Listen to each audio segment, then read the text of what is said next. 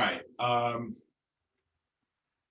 Good evening, everybody. So I've called the topic of this class, "The Future of the American Jewish Community: A View from the Conservative Movement."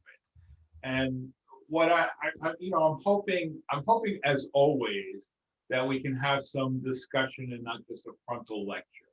Um, but I want to look at some of the issues that are kind of bedeviling us in the conservative movement, and show how that is influenced by larger trends in in society. And I'd also really like it if over the next few days or so, um, you could give me some ideas. I mean, we have, if we go until the middle or the end of June, so we have 3 or 4 more classes left probably, and I'd really like to cover some subjects that are of interest to you. Um, so already back in 1934, um, a rabbi by the name of Mordechai Kaplan, and I'm sure that that name is familiar to everybody.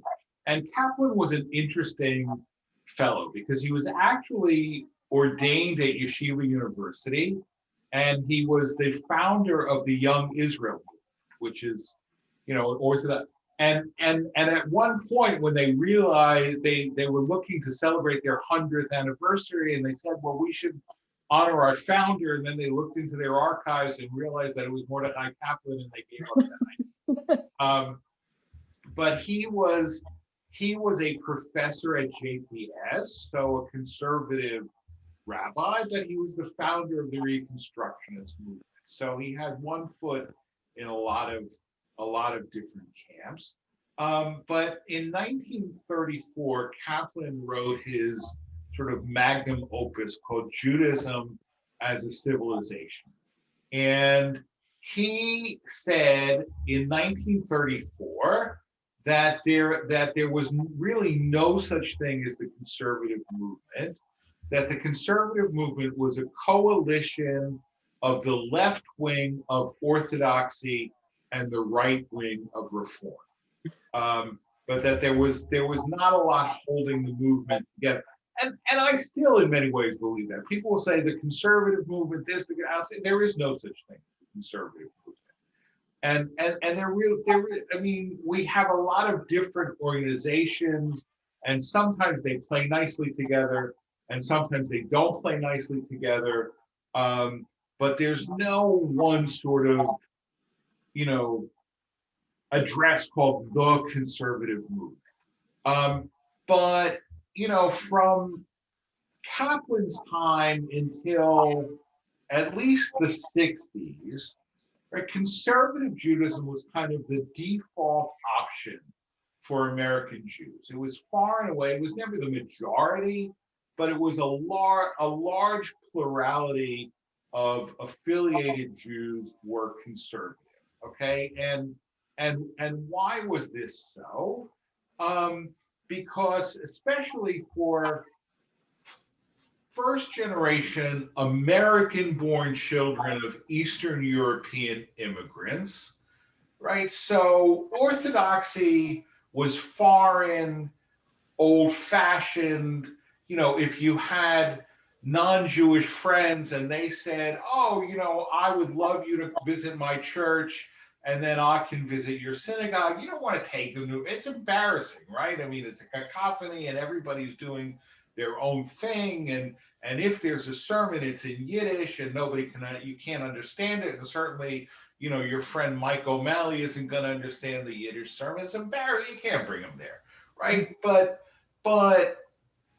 orthodoxy, it looked close enough to what you had grown up with and what your parents knew, but it was Americanized, and reform was just too goyish, right? It was too goyish, and so conservative Judaism filled a sort of niche. Okay, but we all know that conservative Judaism has lost market share if you will, since the 1970s. I think the most recent, the 2013 Pew study showed that about 19% of American Jews define themselves as conservative, and almost twice as many define themselves as reform. But the biggest growing groups demographically are either just Jewish, right? Meaning I'm Jewish, but not any particular denomination, or Jews of no religion, right? And if any of you had a chance to look at that Cohen Center survey that I sent out this morning, you'll see that there is a huge swath of people who define themselves as Jews of no religion. So, we have definitely lost market share. And some of that is, and market share is not really the wrong word, because some of that is indeed marketing.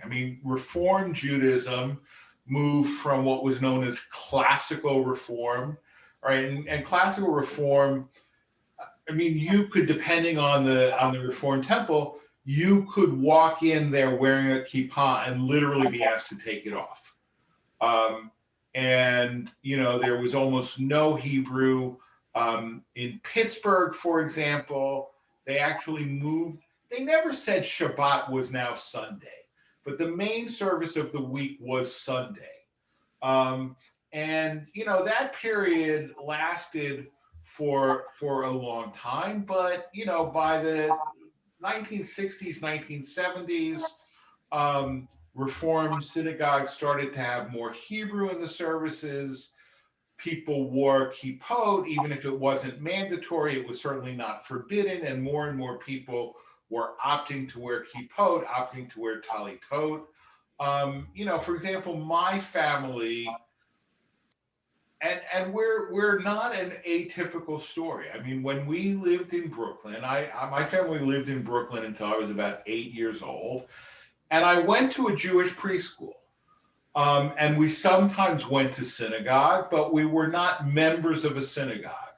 But there was one point where actually the New York Jewish community had a lower rate of affiliation than most other communities, because you live, somewhere in the middle of nowhere, and you want to gather with other Jews and feel like you're part of a Jewish community, you have to join the synagogue, right? You live in Brooklyn, you don't need that, right? Everybody, if you in certain neighborhoods, everybody is Jewish. So we did not belong to a synagogue. But when we moved to New Jersey, and now I'm in third grade and bar mitzvah is looming, so we joined a synagogue, right? And my parents were, in a certain sense, an intermarriage, okay? My dad grew up in an observant home. Not frum, but observant, right? And never put a piece of non-kosher meat into his mouth until he was in the army. And Yiddish speaking home. My mom's parents were immigrants from England, so they didn't speak Yiddish. They spoke English even before they got to America. They had a Christmas tree. My mom could not read Hebrew. And so, if it was up to my dad, I think we would have gone to the in fact, I know we would have gone to the conservative synagogue, but that was too much for my mom. So, we joined the Reform synagogue. It seemed a reasonable compromise. And of course, I did not know where on the spectrum that particular synagogue was at the time. I was 8 years old. B, I knew nothing else. But, in retrospect, our synagogue was pretty traditional. Our rabbi was pretty traditional. He kept kosher. He actually walked to shul. His wife was Israeli from an Orthodox background, and she kind of kept him, on the right path. And it was a reasonable compromise. Okay, now I want to shift gears a little. On Monday night, I gave a talk over Zoom to an organization called Unitarian Universalists for Jewish Awareness. Okay. And, I've mentioned before the fact that my brother is a Unitarian, very active in, I was going to say his shul, in his congregation. In fact, he's currently president of the congregation. So Alan, you and he can network with each other. But a few months ago, within their congregation, they started what is essentially a Jewish caucus within their Unitarian congregation. And my brother asked me to give a talk. And before I started, everybody sort of went around and explained, a little bit about their background and why they were there. And to a large extent, most of the people in this group were Jews who had married non-Jews. They felt uncomfortable, out of place, even at a Reformed temple. So they joined the Unitarian congregation because it was accepting of them and their relationships. But as they got older, they felt that they wanted to reaffirm their Jewish roots and gather with other Jews while still being part of the UU. And one of them said to me, actually, this was interesting. She said, Unitarian congregations are very diverse, but the one in Montclair, New Jersey, where my brother belongs, it's a very old building, okay? And you walk in there and it looks like it's a church. I mean, you cannot pretend anything else other than that it is a church. And I started to feel increasingly uncomfortable, right? I love the people. I love what we do. I love what goes on, but I needed somehow to be with other Jews as well. Okay, now, interesting, none of them mentioned that their kids have any sort of Jewish identity, even though most of the people in that group are women, and therefore their kids would be halakhically Jewish. Unlike my nieces, right? My brother's Jewish, his ex-wife is not. His kids are not halakhically Jewish. They certainly don't consider themselves Jewish, but from my perspective, it doesn't really bother me because they're not halakhically Jewish anyway. But but it was interesting to me that none of them, indicated that any of their kids had Jewish connections at all. And towards the end of my talk, one of the participants said to me that based on my talk, she was really surprised that I was a conservative rabbi, that I was much more liberal and much more progressive than she would have imagined because of the label conservative rabbi, right? And it once again showed me that I believe that we are ill-served by the name of our movement, right? I mean,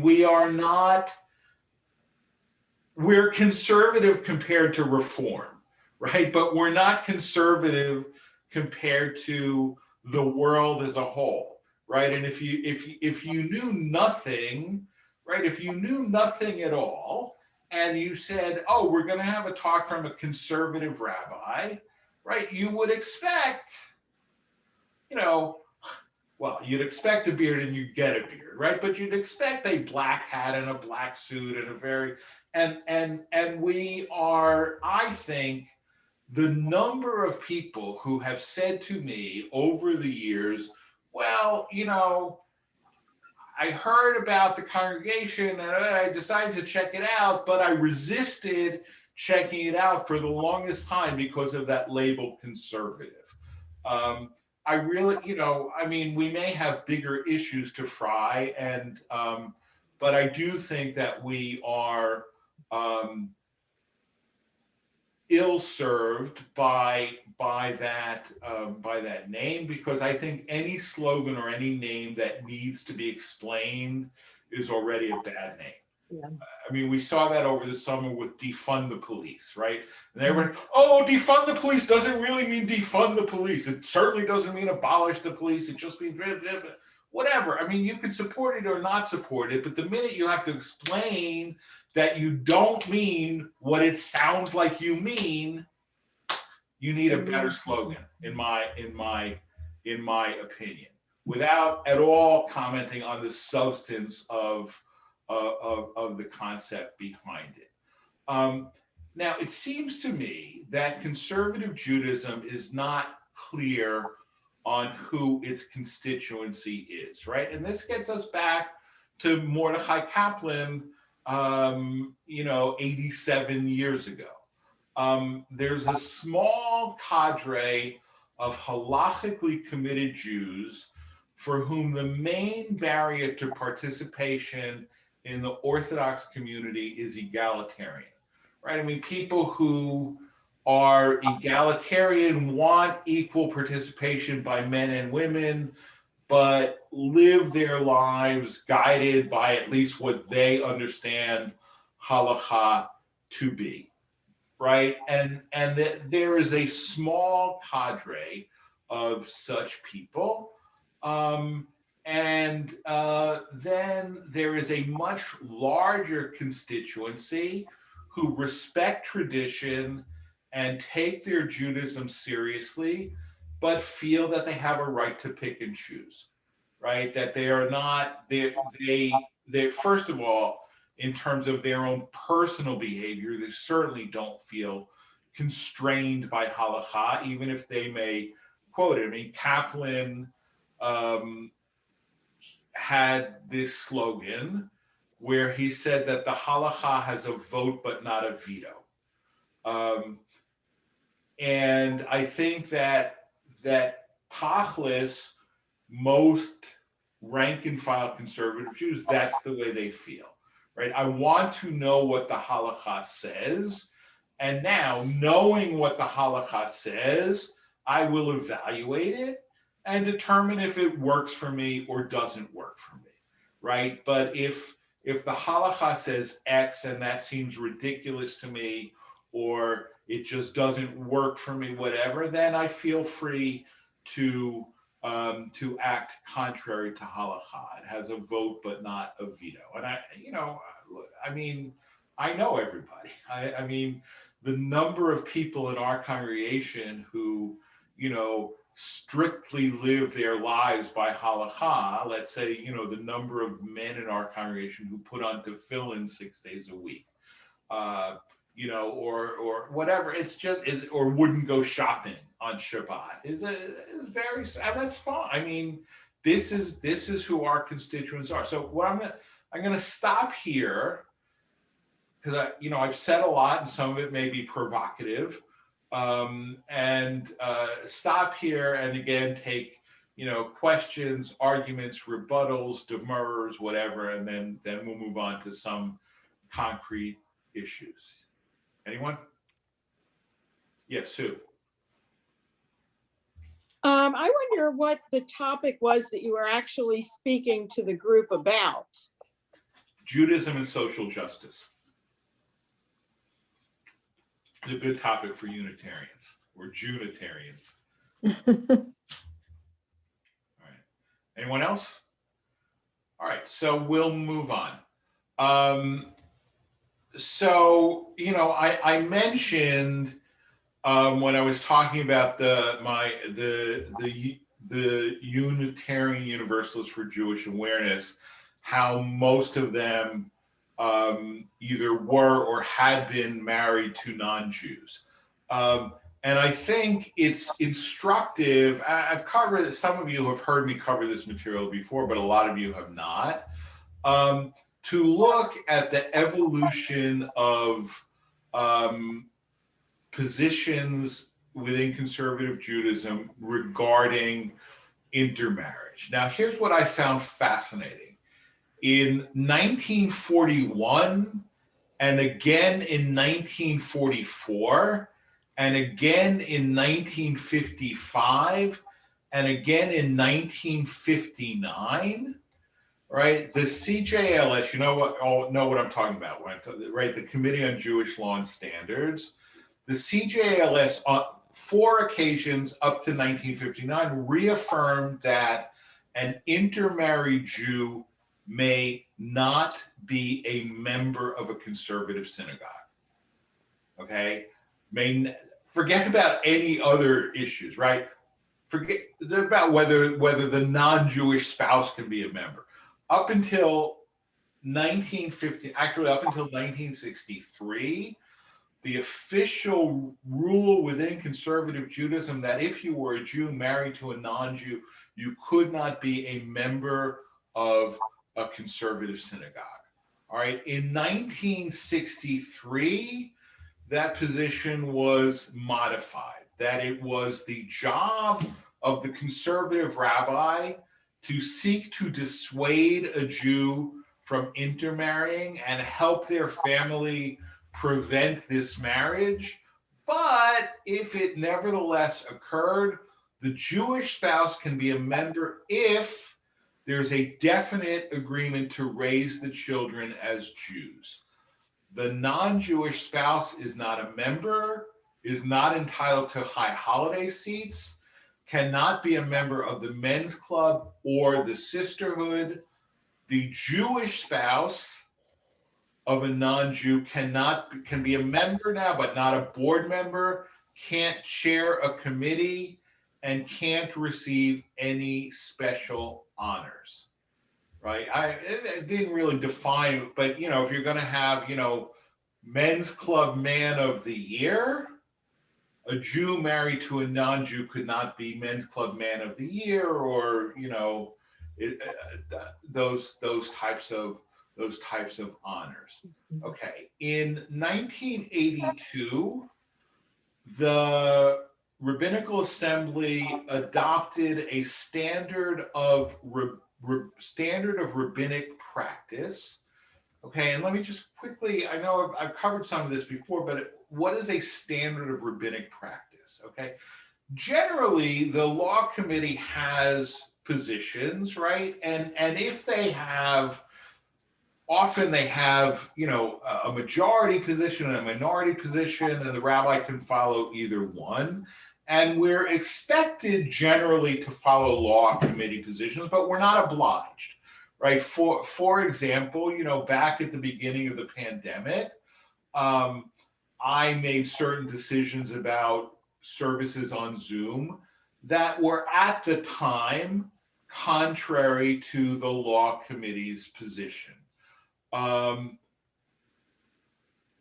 But the implications of that meant simply that I was acting contrary to the law committee's position, right? In other words, it is a,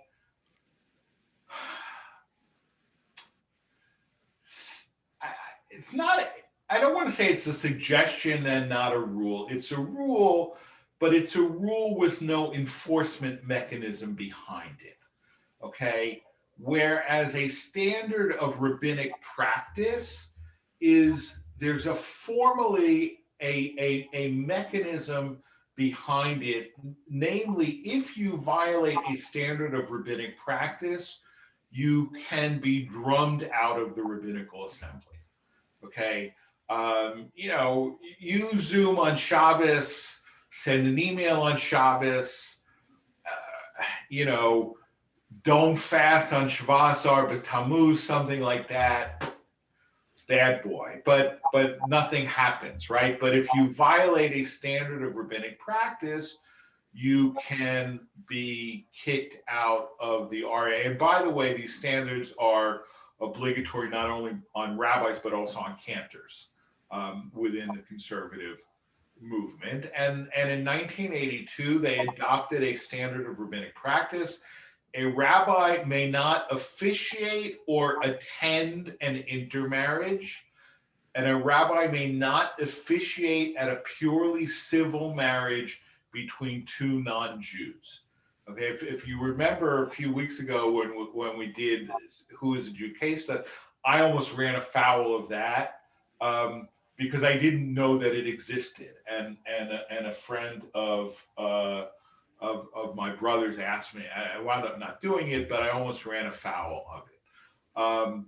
But so that was adopted as a standard of rabbinic practice. And the interesting thing was also, like I said, that it not only can't you officiate, you can't even attend.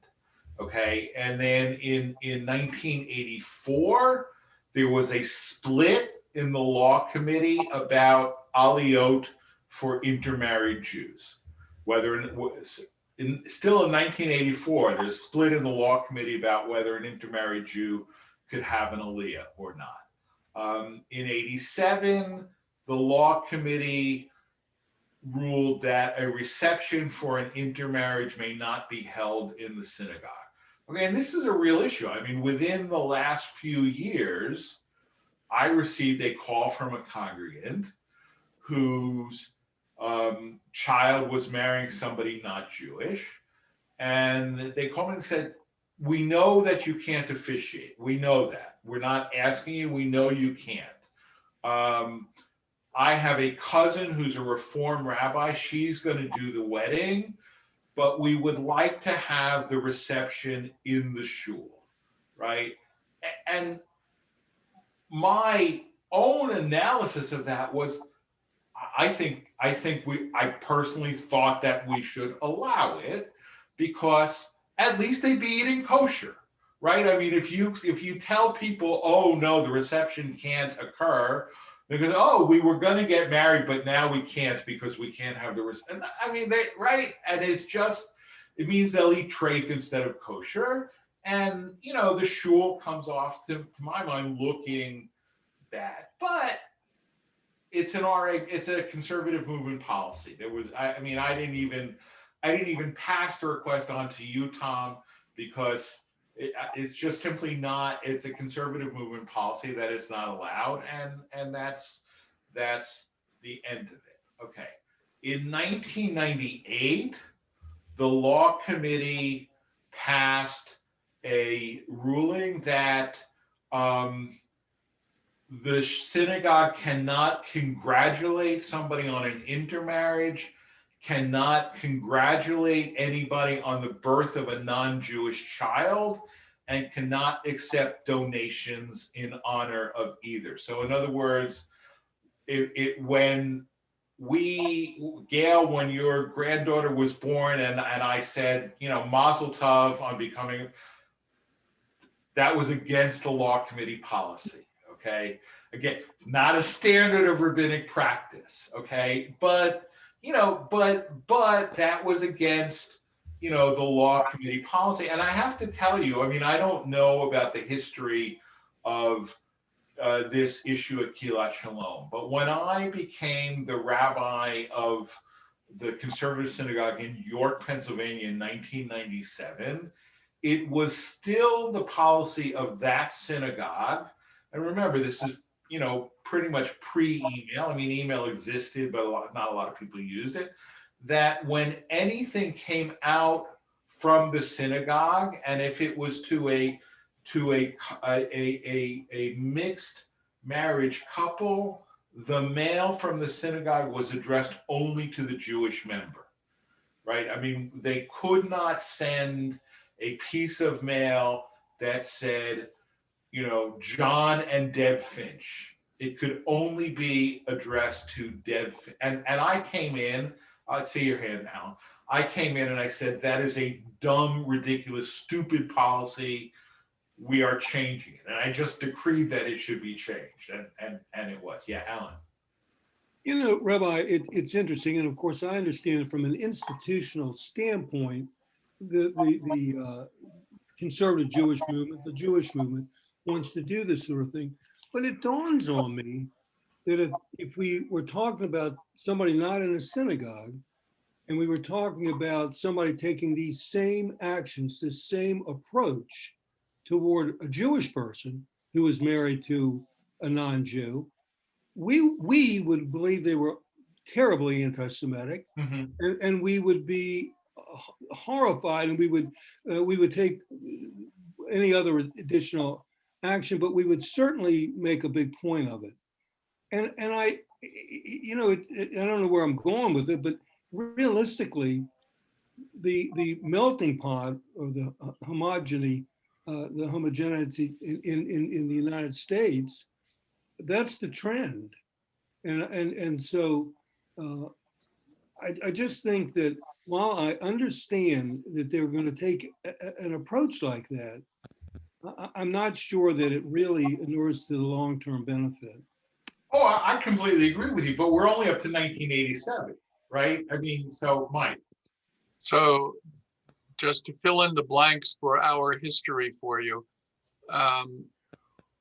when Jewry Kranz was our executive director, the policy was that if you were going to have an interfaith couple in the directory, only the Jewish person could be a member. And if the non-Jewish spouse it was their birthday, we could not wish them a happy birthday in our newsletter. And I kind of hollered at that because it flew in the face of what the conservative movement even then was calling a welcoming policy. Right. And I said, you can't have it both ways. You can't say you welcome people and then ignore them when they come in the door. And a lot of fighting later, we changed totally. And so that piece of us is egalitarian, near as I know. And I think it's good. But the issue underlying it is who decides, who do you let decide what, and this is your topic for the night, who do you let decide what being a Jew is defined as?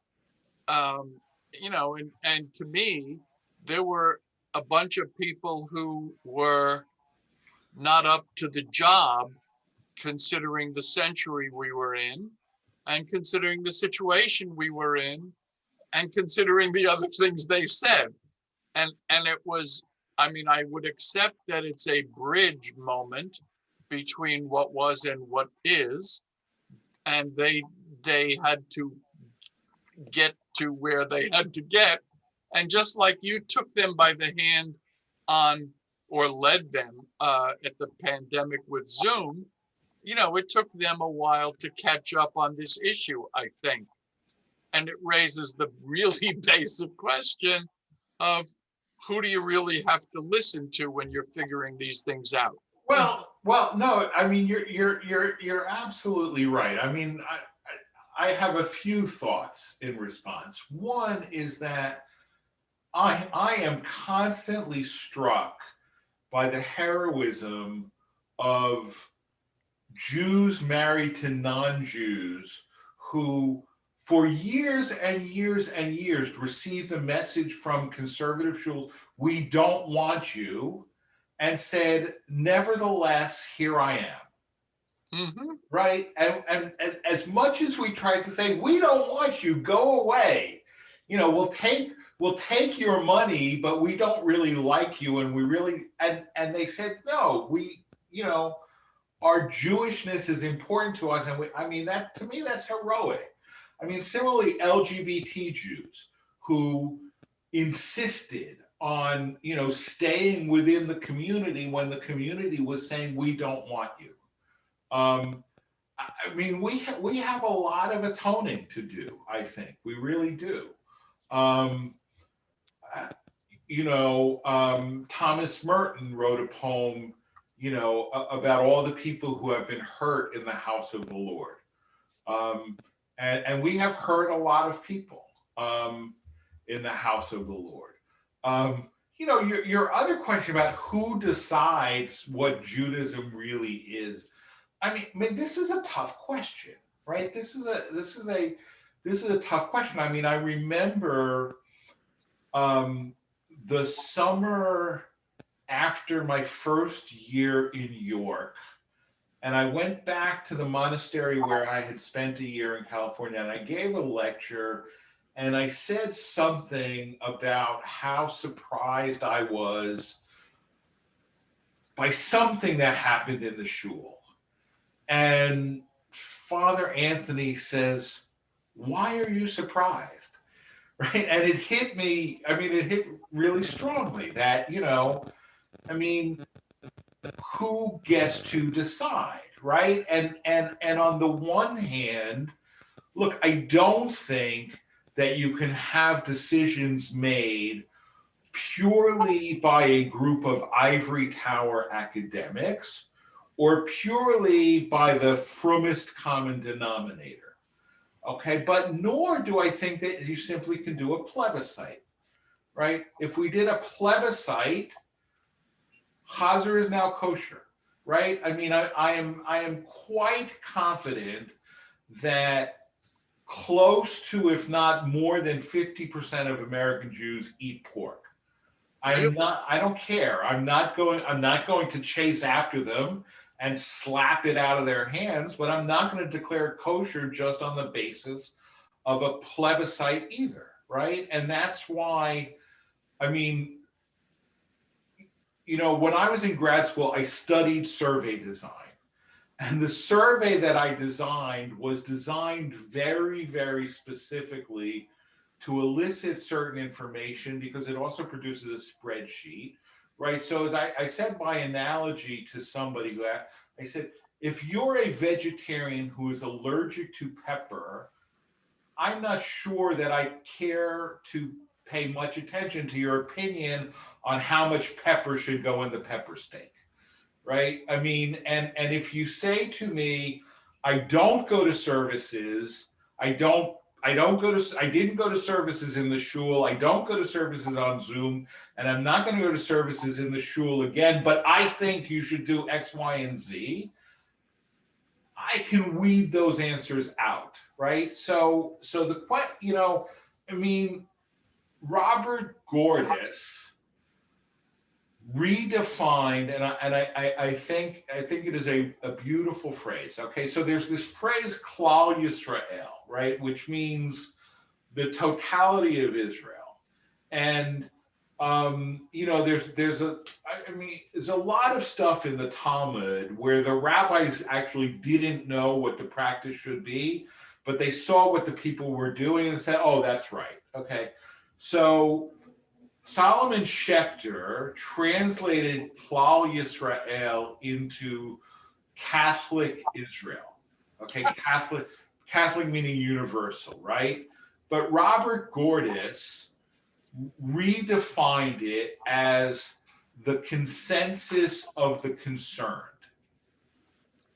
right? It's the consensus of the concerned, right? So it's not only people who are strictly observant, but it's people who have shown some evidence of commitment to Judaism, to the institution, et cetera, right? But the question of who decides and how is not really simple, right? Is not really simple at all. Okay, so I just want to move on. Now, this is pretty shocking to me. In 1997, all right, 1997, the law committee adopted a ruling by a vote of 17 in favor, 0 against, and 1 abstention. Congregations and Solomon Schechter day schools may not engage or employ any individual who is intermarried for a position in which he or she may serve as a Jewish role model. This specifically includes, but is not limited to, rabbis, cantors, educators, teachers of all age groups of subjects, youth workers, and executive directors. Okay, 1997, they said you can't hire an intermarried Jew to be a Hebrew school teacher or a daycare teacher. Now, I happen to agree that intermarried Jews should not be rabbis or cantors. But I think anything, short of rabbis or cantors, I have, whatever. I mean, it's a shocking ruling to me, as late as that was. All right, now, in 2018, so here I want to back up. If you remember, I spoke about the 1982 standard of rabbinic practice that says you cannot officiate or attend an intermarriage. Now, I violated that standard when my brother got married. And my brother married a Catholic woman. What am I going to do, right? So my original plan was, I really studied it a lot and said you can't attend the wedding. It didn't say you can't attend the reception, right? So my original plan was simply to attend the reception, not the ceremony. I spoke to Rabbi Joel Myers, who at the time was the executive vice president of the RA. And I asked him, I said, Joel, can I really be kicked out of the RA for attending my brother's wedding? And he said, listen to me very carefully. I remember this word for word, and this was, 96. Listen to me very carefully. I cannot tell you that you can attend. What I can tell you is that in order to be sanctioned, you would have to be brought up on charges. And it is inconceivable to me that somebody would bring you up on charges for attending your brother's wedding.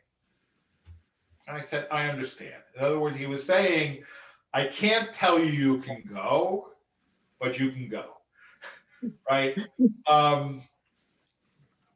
But what's interesting, so in 2018, the conservative movement had a blue ribbon commission to look into the question because there was some disagreement about whether this had really been passed properly and legally and so on and so forth.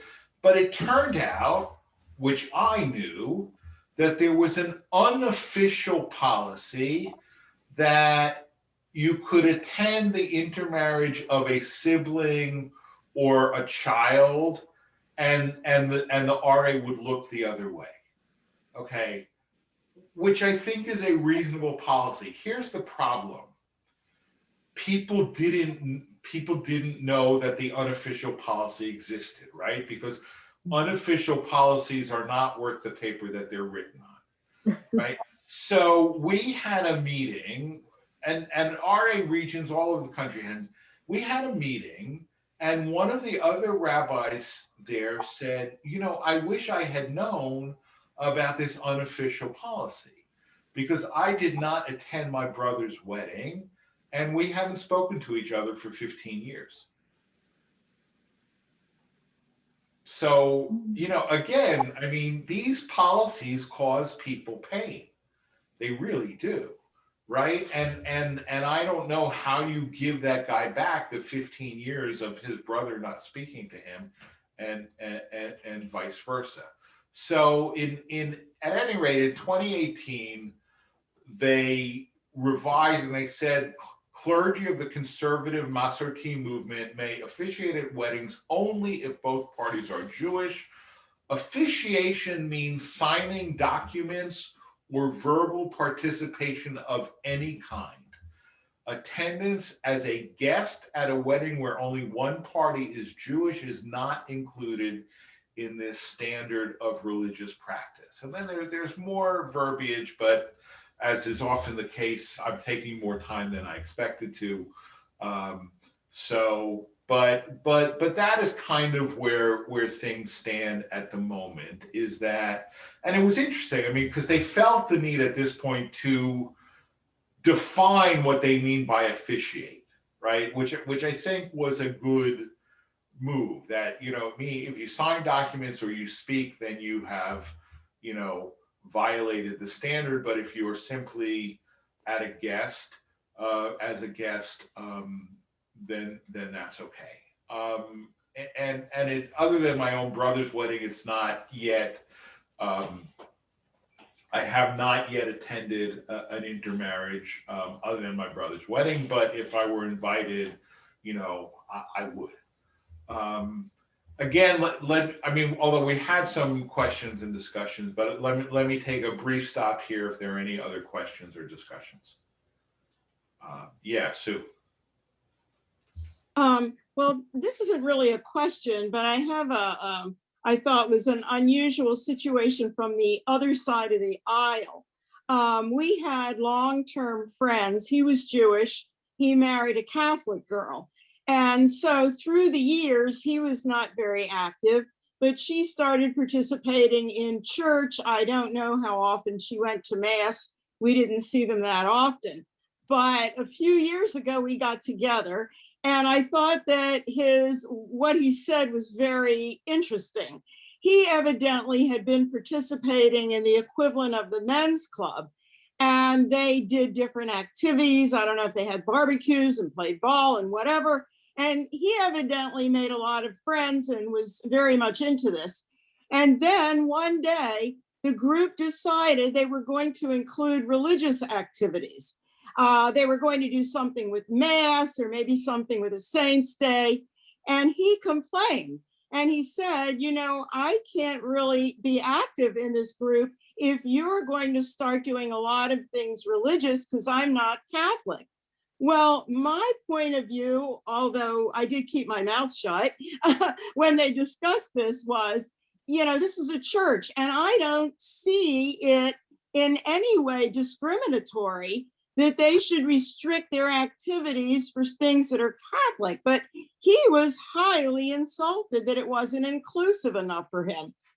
Right. No, I mean, I could say I agree with you, but I could see, you know, look, I could see the other side of the coin too. I mean, it's complicated. All right. I mean, you know, it's an interesting story. But yes, Dan. Still muted. You got to unmute. Unmute. Okay, I'm unmuted.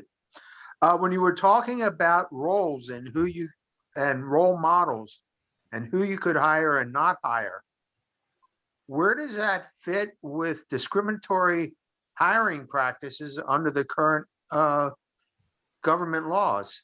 It's completely irrelevant because I mean, and Alan can tell you if I mean, first of all, there is First Amendment freedom of religion, and there is a broad ministerial exception, right? In other words, the minute, I mean, there's ministerial and there's also the excessive entanglement principle. In other words, the minute you say our religion requires us to have these hiring practices, that's the end of it, because the court cannot look into it and say, no, it doesn't, right? Because the court doesn't get to decide what your religion really holds.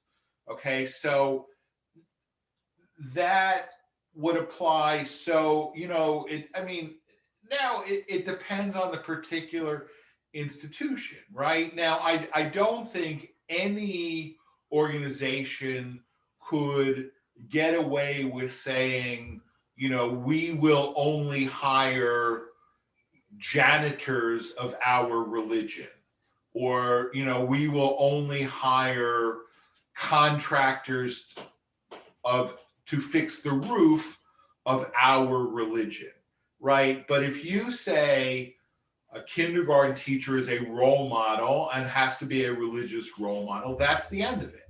Frankly, if we were to say, you know, LGBT people are bad role models because that's what our religion holds, I mean, I think that would be abominable, but it would be perfectly legal. Non-discrimination does not apply to hiring in religious institutions, certainly for positions where there's some sort of religious element. Alan. You know, that what we are talking about right now is cutting edge. I mean, for the Supreme Court and with this different Supreme Court, and the using religion as a reason why you can't bake a cake for people who are same-sex marriage. I think it worked in that case, albeit that there was special facts. And I think that's a cutting area. My guess is that they are going to defer to the religion if there's any reasonable basis to do that.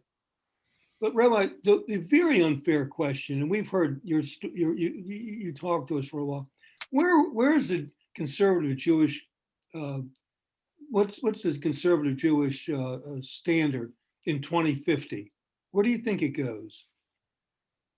Oh God. Well, I mean, I haven't gotten there yet. So let's Oh, I hold know. on. I know you're Let- 2018.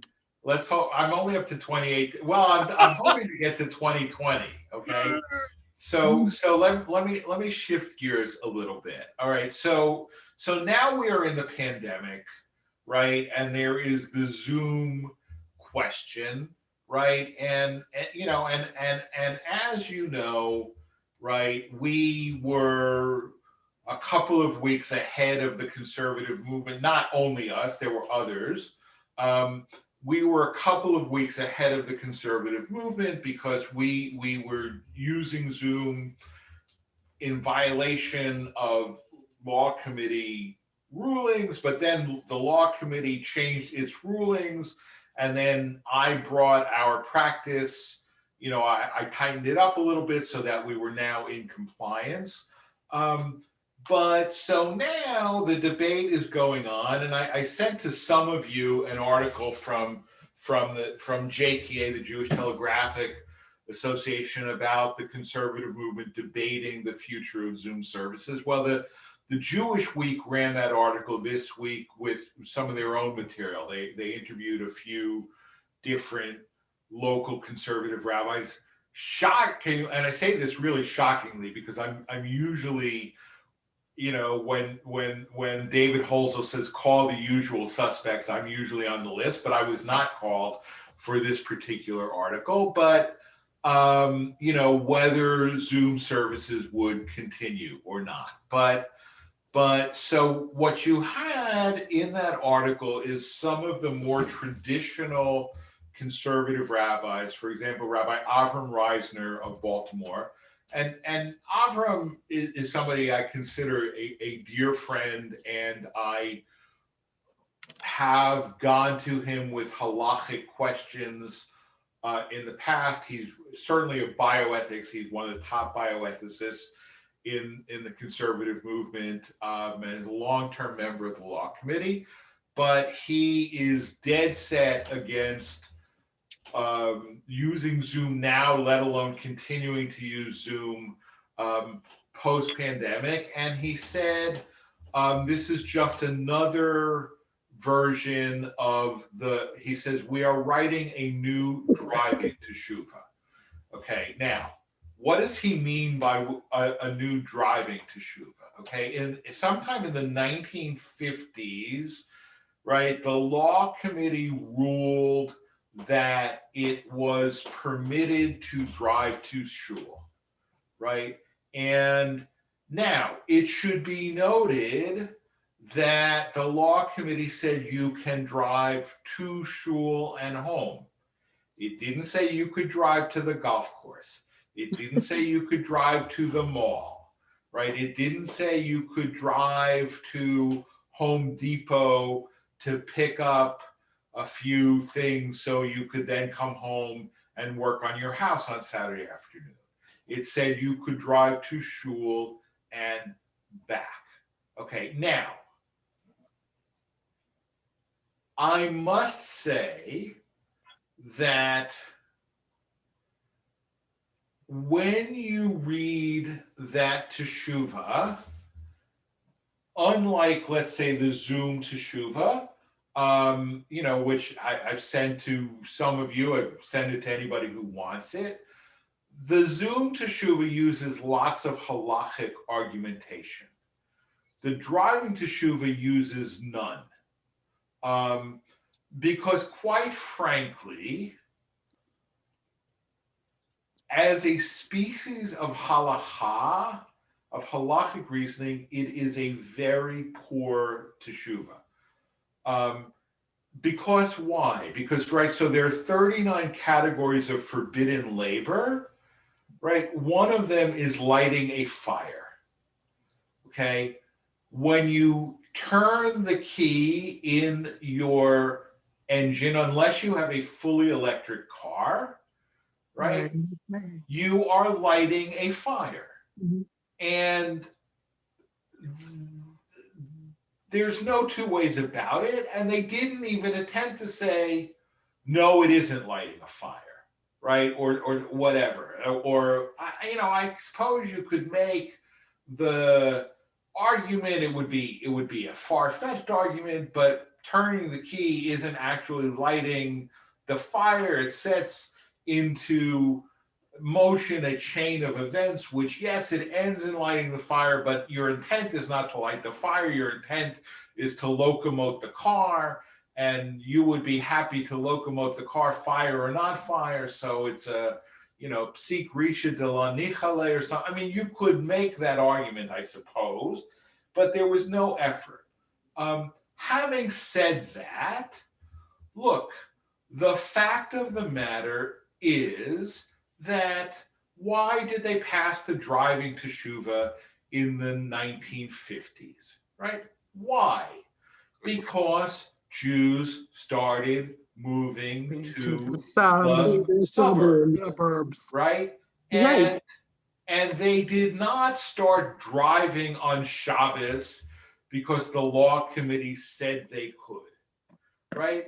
They started driving on Shabbos because they moved to places where you can't get anywhere without driving a car, right? I mean, think about where most of us live, right? Can you buy a quart of milk without getting into your car, right? For many of us, the answer really is no, right? You can't buy a quart of milk without getting into your car, right? And so now look, I mean, if you take seriously the idea that by driving a car on Shabbos, I am violating the will of God, right? Then you will either make sure to buy a house within walking distance of a shul, or you will daven at home, right? But the vast majority of conservative affiliated Jews do not believe that driving a car on Shabbos is a violation of the will of God, right? So if the conservative movement had said, if you're gonna come to shul by car, don't come, the result would have been that everybody would have sold their houses in the suburbs and moved within walking distance of the shul, right? No. No, they wouldn't have. They would have stopped. They would have stopped going to shul. Right, exactly.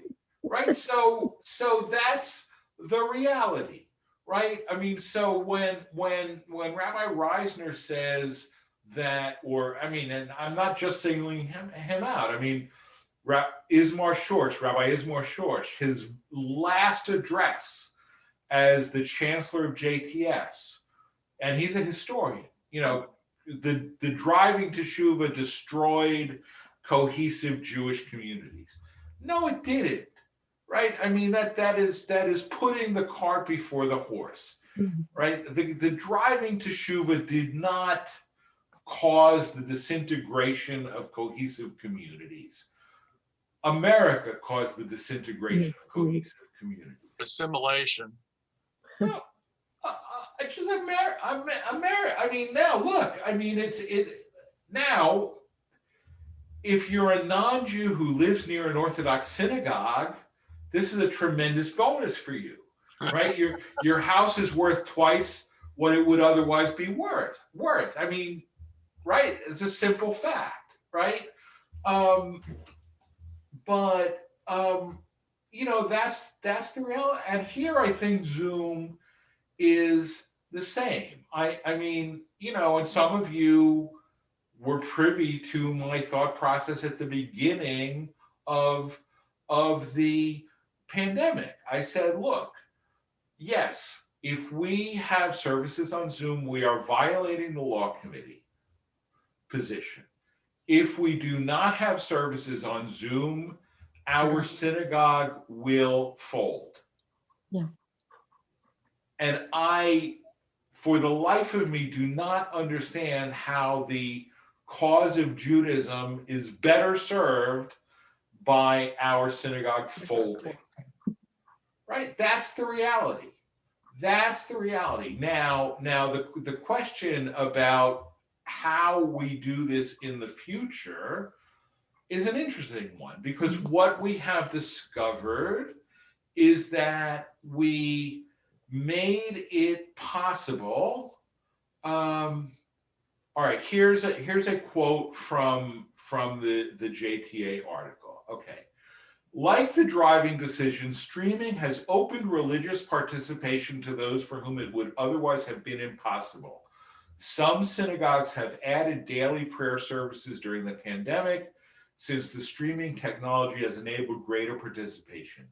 Many report that more people are logging in for services online than ever showed up in person, right? And this is certainly our experience, right? And the question becomes to me, I mean, personally, I think you can't put the toothpaste back in the tube, right? To say to people who, don't drive at night, or who, winter in Florida, or who, have serious mobility issues and never leave the house other than maybe go to the doctor or whatever. We realize now that for the last 20 years, you weren't able to come to shul, and now for the last 15 months you can, and now we're going to close the door on you again. I mean, how do you do that, right? On the other hand, I mean, I don't want an online only community. I don't. I mean, I want us to be able, what I really want is the pandemic to be done and us be able to just go back to what was before. And streaming for people who can't, but that's not, and maybe 2 years from now, that's where we'll be, but it's not where we're going to be 2 months from now. And so, these are tough decisions, but I mean, yes, Rabbi Reisner is sociologically correct, right? I mean,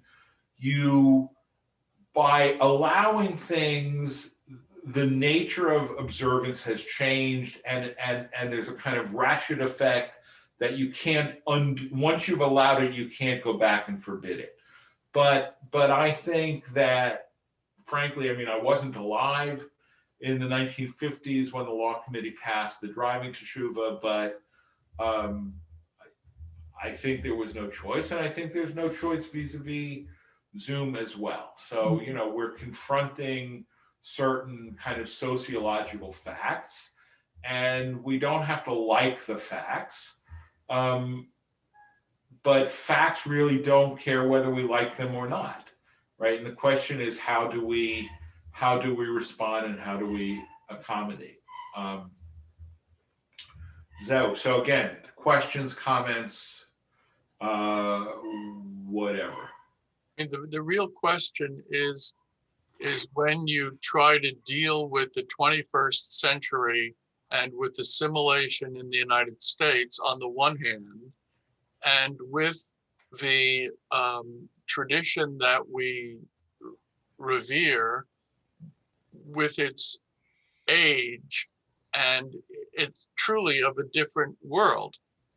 And if you try to put that square peg into that round hole, you find it doesn't work, and you have choices. You could put on a black hat, you could go to a reformed shul, or you can kind of carve your way through what you and your group are comfortable with to navigate the moment of change in your religion institutionally, if you care about the institution and historic piece of it, or you go about your business. You do what you're comfortable with, and who are they to decide these kind of questions anyway? Well, I mean, look, the fact of the matter is that any religious body has authority over people who choose to accept that authority and no more, right? And this is I think why some of the law committee rulings from as recently as, you know, the 90s come as so shocking, right? Because they assume that rabbis and religious institutions have a lot more power than they actually have, right? I mean, you know, I have never yet heard of somebody who decided not to marry a non-Jew because rabbi said don't do it, right? And that's just not the way the world works. Um, you know, we haven't talked about officiation, but my views on officiation have to do with my own intellectual integrity, not anything else. You know, so I would say, so here, Alan, I'll take a stab at your unfair question, okay? It's a really great book by Simon Ravidovich, who was a history professor at Brandeis, called The Ever Dying People, okay? And Ravidovich demonstrated, he was a historian, that every generation of Jews fretted that they were the last.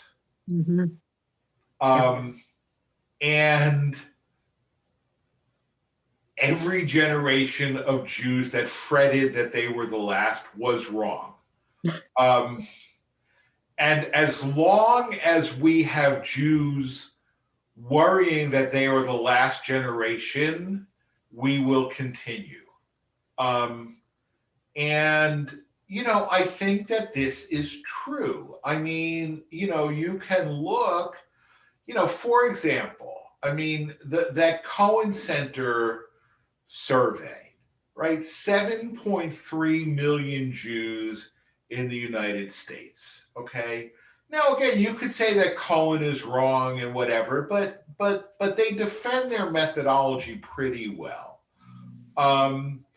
You know, I mean, there's certainly a, you know, very significant rate of intermarriage, right? But, you know, over half of the children of marriages between a Jew and a non-Jew are being raised as Jews, right? I mean, like, let me give you a for instance, okay? When I was the Hillel director at American University, a guy walked into my office named of David Shribman. He was the Washington bureau chief of the Boston Globe. Catholic wife, young little baby. They came to high holiday services at AU Hillel because there was, like, you know, they felt comfortable there. Shribman and I hit it off. I eventually got him to join the board of the AU Hillel Foundation. He subsequently became the editor of the Pittsburgh Post-Gazette. If you remember, right after the Tree of Life massacre, the front page headline of the Post-Gazette, Yitgadal v'Yitgadash Shemei Rabbah, that was Shribman, okay? His daughter is now a Reform rabbi.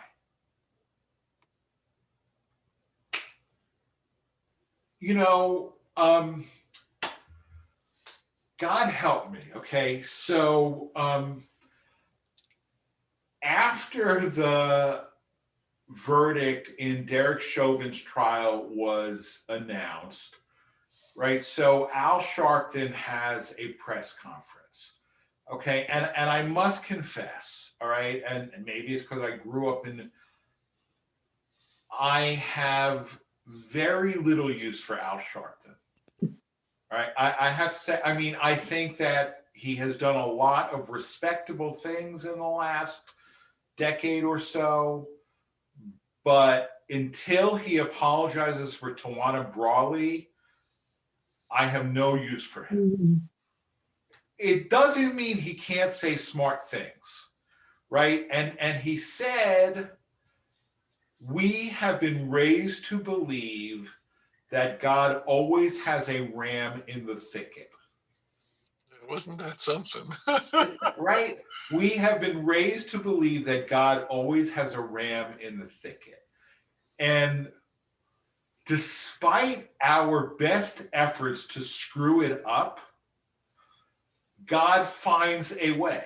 Okay, so I think in 2015, there will be Jews, there will be a conservative movement, because there has to be a conservative movement.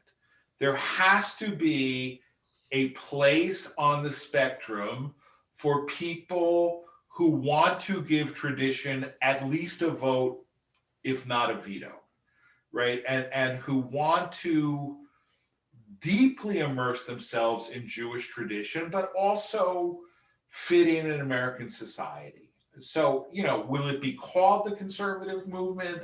I don't know. Will I be comfortable with, you know, at the age of 90, will I be comfortable with everything that the conservative movement is doing? I don't know. But I am at this point quite confident that there will be an American Jewish community, and that there will be something occupying the place on the spectrum that is currently occupied by what we call the conservative movement. I really have no doubt about that, actually. That's fair.